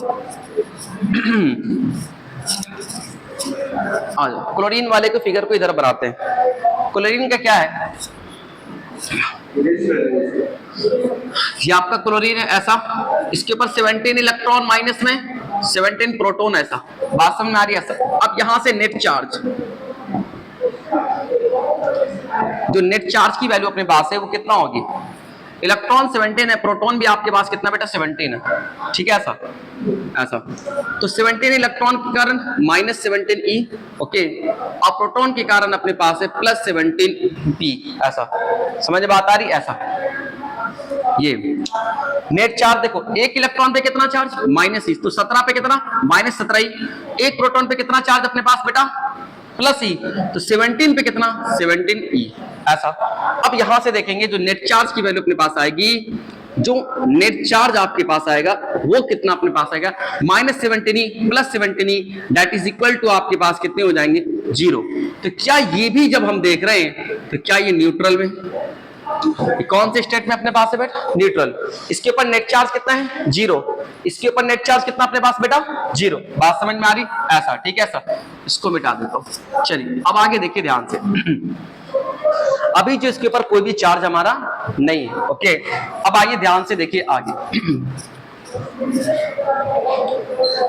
हम ऐसा कहते हैं कि ये आपका सोडियम है और ये अपने पास क्या बेटा क्लोरीन है। हमने ऐसा माना कि ये जो बॉडी अपने पास है ये ऐसा ऐसा, ठीक है। ऐसा इसके ऊपर कितना इलेक्ट्रॉन थे बेटा 11 इलेक्ट्रॉन थे। प्रोटॉन कितना थे बेटा 11 प्रोटॉन थे, राइट। ऐसा इसके ऊपर कितने थे 17 इलेक्ट्रॉन थे और आपके 17 प्रोटॉन थे, ऐसा है ना भाई। ऐसा हमने ऐसा कहा कि इस वाले से मतलब इस बॉडी से इस बॉडी की तरफ, इस ऑब्जेक्ट से इसकी तरफ, मतलब कि सोडियम से क्लोरीन की तरफ इलेक्ट्रॉन का ट्रांसफर हो रहा है। कितने इलेक्ट्रॉन का बेटा, एक इलेक्ट्रॉन का, 1 इलेक्ट्रॉन यहां से यहां की तरफ ट्रांसफर हो रहा है। कितना अपने पास, एक इलेक्ट्रॉन, 1 इलेक्ट्रॉन। ई के ऊपर माइनस लगा रहा हूं, मतलब इलेक्ट्रॉन को रिप्रेजेंट कर रहा हूं, P4 प्रोटॉन को रिप्रेजेंट कर रहा हूं, ठीक है। ऐसा तो 1 इलेक्ट्रॉन यहां से यहां ट्रांसफर होगा तो क्या खेल क्या हो जाएगा कि अब इसके ऊपर कितना, ध्यान से देखिएगा। ऐसा अगर एक इलेक्ट्रॉन यहां से यहां ट्रांसफर हो गया तो अब इसके पास कितना इलेक्ट्रॉन बचा, 10 इलेक्ट्रॉन बचा। प्रोटॉन कितना, प्रोटॉन कभी भी ट्रांसफर हमारा नहीं होगा। ऐसा ये इलेक्ट्रॉन कितने हो गए 18 अपने पास हो गए, ठीक है। ऐसा और इस पे प्रोटॉन कितना अपने पास है 17 प्रोटॉन, कुछ ऐसा अपने पास, ठीक है। ऐसा अब यहां ध्यान से देखिएगा, ऐसा ऐसा आइए ध्यान से देखिए। अब इसके ऊपर नेट चार्ज कितना है, क्या आप बता पाओगे सर? इसके जो नेट चार्ज हैं, नेट चार्ज, इसके नेट चार्ज कितना है, इलेक्ट्रॉन के कारण -10e, राइट। ऐसा प्रोटॉन के कारण +11e, तो नेट चार्ज आपके पास कितना है +e। क्या आपके पास सिर्फ और सिर्फ नेट चार्ज कितना बचा, e के बराबर। और e किसके बराबर, 1.6 × 10⁻⁻19 कूलम के बराबर। यही तो है। जब यहां से इलेक्ट्रॉन एक ट्रांसफर होकर इसके पास चला गया तो इसके पास इलेक्ट्रॉन घट गया, बात समझ। तो क्या ये इलेक्ट्रॉन को डोनेट कर रहा है, क्या ये डोनर है, बात समझ में आ रही। तो जो इलेक्ट्रॉन को डोनेट कर रहा है क्या उसके ऊपर चार्ज पॉजिटिव आ रहा है। अब इस वाले केस को देखते हैं, इधर आइए। इसका जो नेट चार्ज आपके पास है, इसका जो नेट चार्ज आपका है वो कितना अपने पास है, ध्यान से देखिएगा। इसका जो नेट चार्ज अपने पास है 18 इलेक्ट्रॉन, ओके, ठीक है, प्लस आपके पास है 17 प्रोटॉन, ऐसा बात समझ में आ रही। सॉरी, तो क्या लिखे, डायरेक्ट लिखते हैं, इलेक्ट्रॉन प्रोटॉन क्यों लिख रहे हैं, डायरेक्ट लिखूं। इलेक्ट्रॉन के कारण -18e, प्रोटॉन के कारण +17e, क्या ऐसा होगा। अब मैं यहां से देखूं तो इसके ऊपर नेट चार्ज अपने पास है बेटा कितना है, ये जो नेट चार्ज आपके पास है वो हमारे पास -e के बराबर है। और -e मतलब -1.6 × 10⁻⁻19 कूलम के बराबर। कि क्या जो बॉडी इलेक्ट्रॉन को एक्सेप्ट कर रहा है, जो बॉडी इलेक्ट्रॉन को एक्सेप्ट कर रहा है, क्या वो नेगेटिवली चार्ज हो जा रहा है, और जो बॉडी इलेक्ट्रॉन को डोनेट कर रहा है क्या वो पॉजिटिवली चार्ज बॉडी हो जा रहा है। वही पॉइंट आपके लिखा था मैंने नोट करके कि जो बॉडी लूज करता है वो पॉजिटिवली चार्ज हो जाता है, जो इलेक्ट्रॉन को गेन करता है, एक्सेप्ट करता है, वो अपने पास क्या हो जाता है, नेगेटिवली चार्ज बॉडी हो जाते हैं। समझ में आता है ऐसा? देखो शुरू में कैसे थे, न्यूट्रल थे, शुरू में कैसा था, न्यूट्रल था। जब ट्रांसफर हुआ किसका, प्रोटॉन का नहीं, इलेक्ट्रॉन का ट्रांसफर हुआ। किसका? हमेशा इलेक्ट्रॉन का ट्रांसफर होगा। जब यहां से यहां इलेक्ट्रॉन ट्रांसफर हुआ तो इसके ऊपर इलेक्ट्रॉन बढ़ गया, इसके ऊपर इलेक्ट्रॉन घट गया। हाँ पूछ। हाँ इधर भी हो सकता है, बट ये अपने पास सोडियम है, सोडियम हमारा मेटल होता है और हमेशा मेटल से अपने पास इलेक्ट्रॉन निकलते हैं। मेटल क्या करता है, इलेक्ट्रॉन को डोनर होता है, उसके पास इलेक्ट्रॉन की तादाद ज्यादा होती है, वो अपने को डोनेट करता है। समझ में बात आ रही है ऐसा? ठीक, ये बात है अपने पास। अच्छा अब यहां से ध्यान से देखिएगा, आपने ये लिख लिया है क्या अभी? आप ये एक मिनट आपने नहीं लिखा, बस ये बात को नोट कर लेना, हो सकता है वीडियो में आके ये जब अगर अपने इलेक्ट्रॉन को डोनेट कर रहा है तो कैसा बॉडी बन रहा है बेटा, ये हमारे बन रहे पॉजिटिवली चार्ज बॉडी बन रहा है। ये कैसा बन रहा है, पॉजिटिवली चार्ज बॉडी। और ये कैसा बन रहा है बेटा, नेगेटिवली चार्ज बॉडी बन रहा है। सुनो ध्यान से, कैसा बन रहा है ये, नेगेटिवली चार्ज बॉडी। ये कैसा बन रहा है बेटा, पॉजिटिवली चार्ज बॉडी। बोलो नहीं यार, बात समझ में आ रही? आराम से लिखना, पहले समझो बात को। इसका मतलब जो इलेक्ट्रॉन को डोनेट करेगा वो अपने पास पॉजिटिवली चार्ज बनेगा, जो इलेक्ट्रॉन को एक्सेप्ट करेगा, साफ बात है, अगर इलेक्ट्रॉन को एक्सेप्ट कर रहा है उसके पास नेचर कैसा है, नेगेटिव चार्ज है, तो इसको क्या बना देगा, नेगेटिव बना देगा। बात समझ में आ रही है ऐसा? तो ये सीन आपके पास है, इसको अच्छे तरीके से नोट करें, फिर आगे चलेंगे। जब अच्छे से बनाना मेरे पास। चलिए आइए ध्यान से देखिए, हमने क्या देखा यहाँ पे, हमने ये देखा भाई साहब कि अगर कोई बॉडी एक इलेक्ट्रॉन को एक्सेप्ट करता है तो उसके ऊपर चार्ज कितना आ रही थी, माइनस ही आ रहा था। अगर कोई बॉडी एक इलेक्ट्रॉन को लूज करता है तो उसके ऊपर चार्ज कितना अपने पास आ रहा था, प्लस ही आ रहा था। ऐसा ध्यान से देखिए, माना कि आपके पास कोई बॉडी था ऐसा, ये कोई दूसरा बॉडी अपने पास है, इस बॉडी का नाम ए है, इस बॉडी का नाम क्या बेटा, बी। इसके पास पहले से मानते हैं कि 10 इलेक्ट्रॉन था और आपके पास कितने थे, 10 प्रोटॉन थे ऐसा। और ये जो अपने पास है बॉडी, इसके पास पहले से अपने पास 20 इलेक्ट्रॉन था और 20 प्रोटॉन था। क्या था, 20 प्रोटॉन, राइट ऐसा। तो क्या इस वाले स्टेट में आप देख के कह सकते हैं क्या ये न्यूट्रल स्टेट है, जितना इलेक्ट्रॉन उतना ही प्रोटॉन, तो नेट चार्ज कितना है, 0 आ जाओ। अब ऐसा हो रहा है भाई साहब कि इस साइड से इस साइड इलेक्ट्रॉन का ट्रांसफर हो रहा है, कितना, 5 इलेक्ट्रॉन ट्रांसफर हो रहा है। तो आपको ये बताना है कि 5 इलेक्ट्रॉन जब इस पे ट्रांसफर होगा मेरे प्यारे प्यारे बच्चे, तो इसका सीन क्या क्रिएट हो जाएगा, क्या अब ऐसा हो जाएगा, ध्यान से देखिए कैसा हो जाएगा बेटा, ए और ये अपने पास है बी। क्या इसके इलेक्ट्रॉन्स अपने पास घट जाएंगे, तो क्या 5 इलेक्ट्रॉन ऐसा हो जाएंगे और प्रोटॉन तो जैसा है वैसे ही रहेगा, प्रोटॉन के साथ हम कुछ नहीं कर सकते, है ना भाई, ऐसा राइट ऐसा। अब यहाँ पे इलेक्ट्रॉन्स अपने पास बढ़ चुके हैं, 25 इलेक्ट्रॉन्स हो चुका है, प्रोटॉन जैसा है वैसे ही रहेगा। बात सुन नहीं? अब तुम मुझे बताओ कि सर इतना तो एक्सपीरियंस हो चुका है सर, 10 प्रोटॉन और ये 5 इलेक्ट्रॉन, तो क्या इसके ऊपर चार्ज जो अपने पास है +5 ही है क्या? बात सुन, कितना चार्ज इसके ऊपर चार्ज, तो चार्ज ऑन ए अपने पास है +5e ऐसा। और इसके ऊपर जो चार्ज अपने पास है बेटा, चार्ज ऑन बी, वो किसके बराबर है, 25 और ये 20, 20 से तो 20 कैंसिल हो गया, बचा क्या, 5 इलेक्ट्रॉन बचा। जो 5 इलेक्ट्रॉन अपने पास है तो क्या -5e ऐसा चार्ज अपने पास आ रहा है बेटा। क्या ऐसा आ रहा है चार्ज, समझ में बात आ रही, ऐसा चार्ज आ रहा है। इसका मतलब किसी भी बॉडी पे जब चार्ज आता है, क्या हमेशा ई के मल्टीपल पे होगा, हमेशा इस बॉडी पे कैसा चार्ज होगा, चाहे 10e, चाहे करोड़ ई, चाहे 100e, चाहे 500, यही तो होगा। बात समझ में आ रही, किसी भी बॉडी पे चार्ज अपने पास होगा हमेशा ई के मल्टीपल में होगा, 200e, 10e, 50e, 500e ऐसा, करोड़ ई ऐसा। बात समझ में आ रही है? तो इस तरह से अपने पास होते हैं। इसी कॉन्सेप्ट को हम लोग क्या बोलते हैं, क्वांटाइजेशन ऑफ चार्ज बोलते हैं, कि चार्ज किसी भी बॉडी पे अपने पास रहेगा हमेशा ई के मल्टीपल में होगा। देखो इसके ऊपर चार्ज क्या ई के मल्टीपल में है, इसके ऊपर भी चार्ज अपने पास क्या है, ई के मल्टीपल में। तो दुनिया की किसी भी बॉडी पे चार्ज अपने पास होगा बेटा, ऐसा आपको लिख के बता दे रहे हैं, Q = Q मतलब चार्ज ±NE, मतलब दुनिया के किसी भी बॉडी पे चार्ज होगा वो हमेशा ±NE के फॉर्म में होगा। समझ में बात आ रही, ±NE के फॉर्म में होगा। ऐसा हो सकता है किसी बॉडी पे -2e, -3e, -5e, +5e, 100e, 10e, मतलब ऐसा नहीं होगा कि आधा इलेक्ट्रॉन का भी ट्रांसफर होता है क्या, पॉइंट में नहीं होगा ना। सोचो तो 3.5e हो सकता है क्या, 3.5e हो सकता है क्या, 10.5e हो सकता है क्या, नहीं भाई साहब, जब भी ट्रांसफर होगा तो एक ही इलेक्ट्रॉन ट्रांसफर होगा, और एक इलेक्ट्रॉन ट्रांसफर होगा तो -e चार्ज को लेकर के जाएगा। इसी कॉन्सेप्ट को क्या बोलते हैं, क्वांटाइजेशन ऑफ चार्ज बोलते हैं। अभी हम टॉपिक नहीं लिखा रहे, जब चार्ज की प्रॉपर्टीज पढ़ेंगे तो उसमें चौथा 5वां पॉइंट पे लिखेंगे क्वांटाइजेशन ऑफ चार्ज, आप समझ जाओगे। उसके बारे में भी लिखा देंगे, ठीक है सर।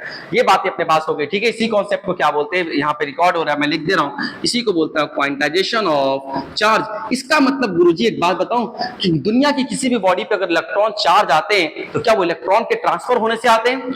जो बॉडी इलेक्ट्रॉन को डोनेट कर देता है वो पॉजिटिवली चार्ज बन जाता है, जो बॉडी इलेक्ट्रॉन को एक्सेप्ट कर लेता है वो क्या नेगेटिवली चार्ज बन जाता है, क्या है ना भाई। तो इसी को बोलते हैं क्वांटाइजेशन ऑफ चार्ज। इसको क्या बोलते हैं हम लोग? Quantization of charge. बात समझ में आ रही? ऐसा, ठीक है सर। आप इसे बना ले, फिर हम थोड़ा आगे चलेंगे, टॉपिक का नाम लिखेंगे। आइए बात को समझिए, सुनिए ध्यान से, आ जाओ। आइए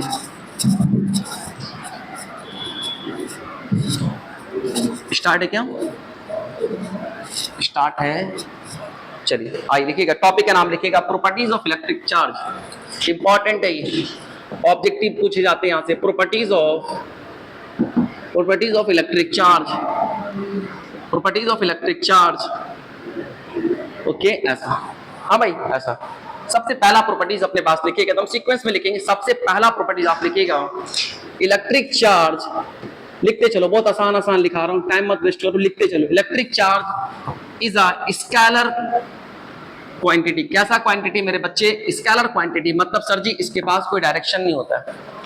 लिखो ना, सब लिख रहा तो मुंह देख रहे हो, जल्दी लिख। इसमें क्या समझा देंगे एक बार में, आप लिखो। सबसे पहला बात हमने क्या लिखा? Electric charge is scalar quantity. Second point, electric charge is of two types. Electric charge is of two types. कल शायद आपको समझाया था कि कैसे टू टाइप्स हमने बनाया चार्ज को। हमने देखा कि जब रिपल्सन कर रहा है, दो इलेक्ट्रॉन और इलेक्ट्रॉन आपस में रिपल्सन करते हैं, दो प्रोटॉन प्रोटॉन आपस में कैसे रिपल्सन करते हैं, तो हमने बोला कि दोनों के ऊपर चार्ज एक जैसा है। और एक इलेक्ट्रॉन प्रोटॉन आपस में अट्रैक्शन करते हैं, तो मतलब दोनों के ऊपर चार्ज का नेचर कैसा है? अपोजिट है, तभी तो अट्रैक्शन कर रहे हैं। बात समझ में आ रही? तो वहां से पता चलता है कि एक चार्ज पॉजिटिव, दूसरा चार्ज नेगेटिव। इलेक्ट्रॉन के चार्ज को हमने नेगेटिव बोल दिया, प्रोटॉन के चार्ज को हमने क्या बोल दिया? पॉजिटिव। हमने देखा होगा नहीं, ऐसा नहीं इलेक्ट्रॉन काला होता है प्रोटॉन गोरा होता है, ऐसा नहीं, बस ऐसे बोल दिया गया कि एक का पॉजिटिव नेचर है, दूसरे का अपने पास क्या बेटा? नेगेटिव नेचर है। अब साइंटिस्ट ने बोला है, फिजिसिस्ट ने बोला है, जितने ने, उसी को हम लोग आज तक मानते हुए चल रहे हैं, ठीक है। आजा अब यहाँ पे ध्यान से देखिएगा, इलेक्ट्रिक चार्ज दो तरह के होते हैं। पहला आपके पास होते हैं पॉजिटिव चार्ज, ओके, और जो दूसरा आपके पास होते हैं बेटा, वो आपके पास होते हैं नेगेटिव चार्ज। कैसा बेटा? ये नेगेटिव चार्ज। दो तरह के चार्ज होते हैं, ओके। चलिए तीसरा पॉइंट लिख लीजिएगा बाद में, लिखते चलिए साथ में, आसान आसान है। तीसरा पॉइंट, लाइक चार्जेस, बिल्कुल क्लास 8 की बातें अभी लिखा रहा हूं। Like charges repel to each other and unlike charges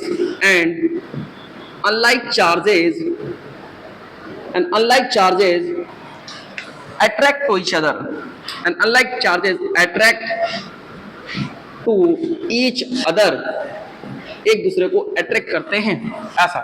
आइए समझते हैं बात को, ध्यान से देखिए। आइए 3 पॉइंट आपने लिख लिया, चलिए पहला point, second point, third point. आइए पहला समझा दे आपको, सुनना ध्यान से। पहला समझो क्या बोल रहा है? Scalar quantity. कैसा क्वांटिटी बेटा? स्केलर। तो बिहार बोर्ड में क्या होता है कि ऑब्जेक्टिव आता है, बोलता है इन सब में कौन कौन स्केलर है, कौन कौन वेक्टर है, वहां से चूज करके आपको फाइंड आउट करना होता है। समझ में आता है? ऑब्जेक्टिव में आता है, याद रखिएगा।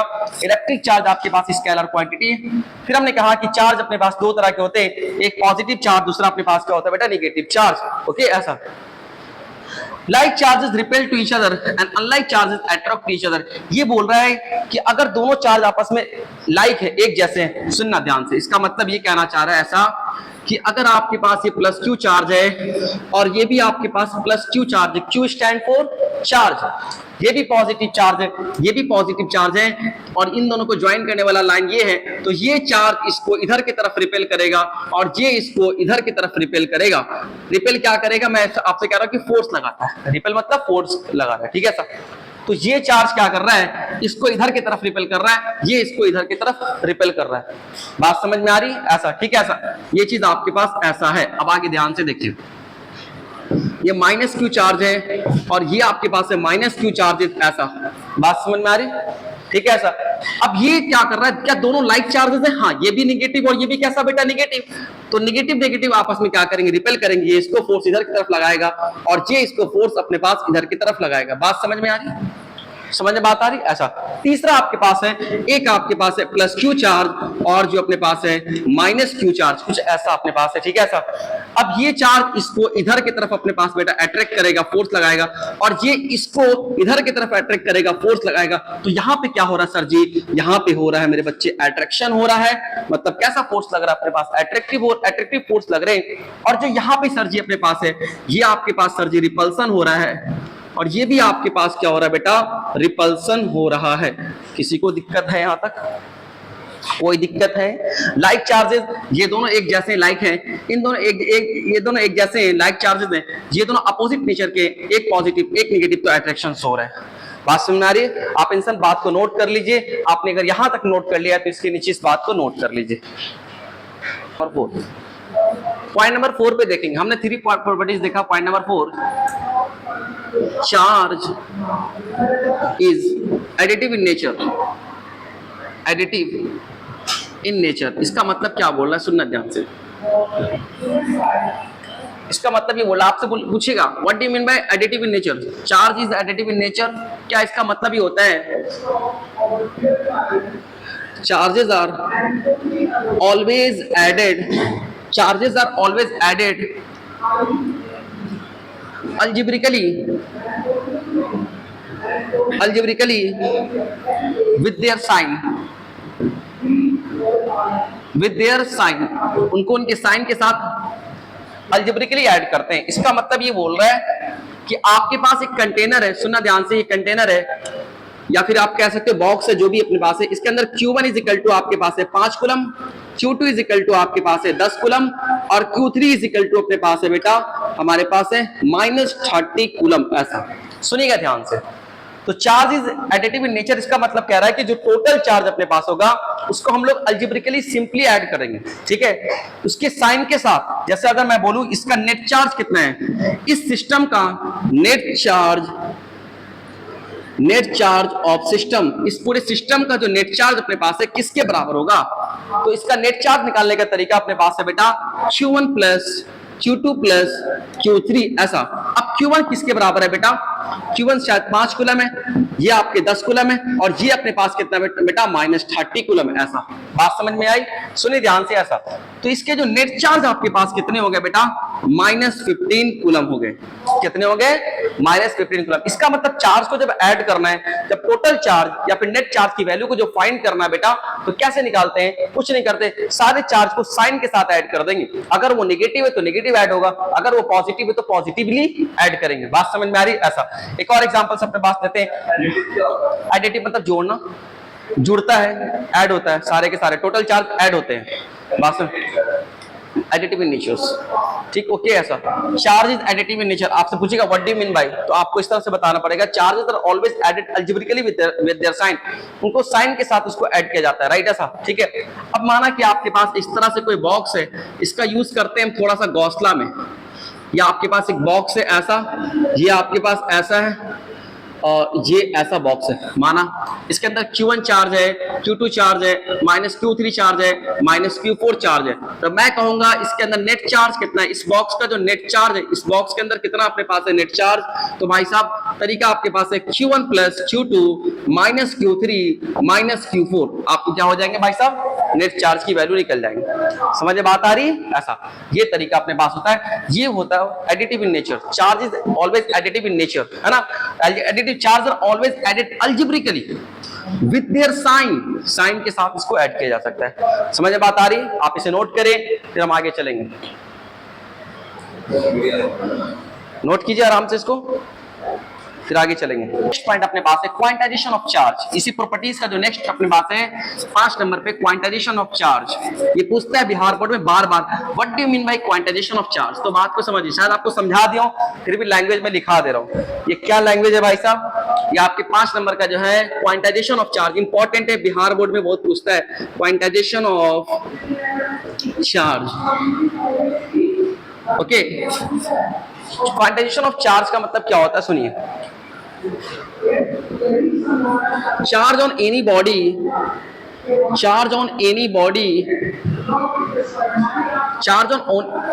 body always exist always exist in integral multiple of E। ध्यान से, दुनिया के किसी भी बॉडी पे जो चार्ज अपने पास होगा वो हमेशा E के मल्टीपल पे होगा। सही बात है, अभी करके देखे थे ना, अगर आपके ऊपर 2 इलेक्ट्रॉन गया तो आपके ऊपर चार्ज कितना है, -2E चार्ज। अगर हमने आपको 2 इलेक्ट्रॉन दिया तो मेरे ऊपर कितना चार्ज है, +2E चार्ज। यही बात अपने पास है। तो पूछता है बिहार बोर्ड में, what do you mean by quantization of charge. तो दुनिया की किसी भी बॉडी पे अपने पास जो चार्ज होंगे वो कैसा होंगे, हमेशा E के मल्टीपल में होंगे। ऐसा नहीं है 1.5E 3.5E, ऐसा ही सब नहीं होगा। 1.3 ऐसा नहीं होगा, 1.6E ऐसा नहीं होगा। हमेशा 1 इलेक्ट्रॉन जाएगा चाहे 1 इलेक्ट्रॉन आएगा, चाहे 1 करोड़ इलेक्ट्रॉन जाएगा चाहे 1 करोड़ इलेक्ट्रॉन अपने पास आएगा। आइए सुनिए ध्यान से, ऐसा बोल रहा है, माना कि आपके पास एक बॉडी है, चलो अच्छी बात है। हम ऐसा सोचते हैं ये बॉडी अपने पास क्या था बेटा, न्यूट्रल स्टेट में था। कैसा था बेटा, न्यूट्रल स्टेट में। और किसी ने चुन करके इसमें से 100 इलेक्ट्रॉन को निकाल दिया। क्या कर दिया बेटा इसमें से, जब 100 इलेक्ट्रॉन को इसमें से निकाल दिया तो अब बताइए, जब इसमें से 100 इलेक्ट्रॉन निकल जाएगा, ये बॉडी आपके पास, इस बॉडी का नाम ए है, तो जब इसमें से ऐसा नहीं बनाते, इसको ऐसा बनाते हैं कि इसमें से ऐसा करके 100 इलेक्ट्रॉन निकल गया। कितना निकल गया बेटा, 100। अगर 100 इलेक्ट्रॉन इसमें से निकल जाते हैं तो अब इस बॉडी पे चार्ज कितना होगा, आप बता पाओगे। 1 इलेक्ट्रॉन अपने पास निकलता है तो चार्ज कितना आता है, +E चार्ज। तो जब 100 इलेक्ट्रॉन अपने पास निकला तो इस ए बॉडी पे जो चार्ज अपने पास होगा, चार्ज ऑफ ए बॉडी, वो किसके बराबर, +100E के बराबर होगा। क्या आपने देखा था, सोडियम से 1 इलेक्ट्रॉन निकला था तो कितना चार्ज आता है, +E। तो 2 निकलेगा तो 2+E भाई +2E, और 3 निकलेगा अपने पास +3। तो 100 इलेक्ट्रॉन अपने पास इसमें से निकल रहा है तो इसके पास चार्ज कितना आ रहा है, +100E। समझ बात है। अगर 500 इलेक्ट्रॉन इसमें से निकलता तो इसके ऊपर चार्ज कितना आता, +500E। ऐसा आता है क्या, ऐसा। ये बात अपने पास हो रही। अगर दूसरा एग्जांपल दिया जाए और इस तरह से समझा जाए कि कोई दूसरी बॉडी अपने पास है, ये बी, ये कैसी बॉडी अपने पास है बेटा, बी, और इसके ऊपर क्या हो रहा है कि कुछ इलेक्ट्रॉन्स आकर के चिपक रहे हैं। सुनो ध्यान से, इसके ऊपर कुछ आकर के इलेक्ट्रॉन्स चिपक रहे। हमने ऐसा माना कि 10 इलेक्ट्रॉन आकर के चिपक रहा है इसके ऊपर, मतलब ये एक्सेप्ट कर रहा है इलेक्ट्रॉन को। 1 को एक्सेप्ट करेगा तो कितना चार्ज, -E चार्ज। तो जब 10 को एक्सेप्ट करेगा बेटा तो इसके ऊपर कितने चार्ज आ जाएंगे, बताओ। क्या जो बी जो अपने पास है इसके ऊपर चार्ज कितना हो जाएगी, -10E चार्ज हो जाएगा। क्या, तो क्या ये जो चीज अपने पास है सर जी, क्या ये n मल्टीपल मतलब इंटीजर के मल्टीपल में आ रहा है, क्या ये भी अपने पास इंटीजर के मल्टीपल में आ रहा है, बोलना यार, समझे बात आ रही है। तो यही बात इनसे कह रहे हैं कि चार्ज हमेशा इंटीग्रल मल्टीपल ऑफ E के फॉर्म में होगा। और E क्या होता है सर, वो तो जानते हैं, 1.6 × 10⁻19 कूलम। ऐसा क्या मल्टीप्लाई, हाँ मल्टीप्लाई करेंगे जब टोटल चार्ज निकालेंगे तो, ठीक है। अभी तो हम सीख रहे हैं। अब आइए बात को समझिए कि अगर मैं तुमसे कहूं कि क्या दुनिया का कोई भी चार्ज अपने पास है, क्या वो ±NE के मल्टीपल में ही होगा, क्या ±NE, राइट। ऐसा बात समझ में, ठीक है सर। अब जो n के बराबर अपने पास है बेटा, n क्या अपने पास है, non negative integer, non negative integer, मतलब ऐसा इंटीजर, क्योंकि हम यहाँ पहले अपने पास माइनस ले चुके हैं। जब हम यहाँ पहले ऑलरेडी माइनस ले चुके हैं तो हम यहाँ पे n की वैल्यू क्या रखेंगे, पॉजिटिव। क्या रखेंगे, n पॉजिटिव। तो जो q की वैल्यू अपने पास हो सकती है, +2E भी हो सकता है, -2 भी हो सकता है, +3 भी हो सकता है, -3 भी हो सकता है। बात समझ में आ रही है, ऐसा। तो ये हमने कहा n अपने पास नॉन नेगेटिव इंटीजर है और q अपने पास है चार्ज ऑन एनी बॉडी, दुनिया की किसी भी बॉडी पे चार्ज ऑन एनी बॉडी, ठीक है। किसी भी बॉडी पे चार्ज अपने पास होगा हमेशा NE मतलब E के मल्टीपल पे होगा। समझ बात आ रही है, ठीक है सर। आप इस बात को नोट कर लें, यही आपका क्वांटाइजेशन ऑफ चार्ज कहलाता है। समझ बात आ रही, हमने आपको सबसे बेसिक बात यही बताया, किसी बॉडी पे चार्ज कब आएगा, जब वो इलेक्ट्रॉन का आदान प्रदान होगा, चाहे वो इलेक्ट्रॉन को एक्सेप्ट करे या फिर इलेक्ट्रॉन को डोनेट करे। बात समझ में आ रही है, ठीक है। आप इसे नोट कर लीजिए, ठीक है। बाकी नेक्स्ट चलिए।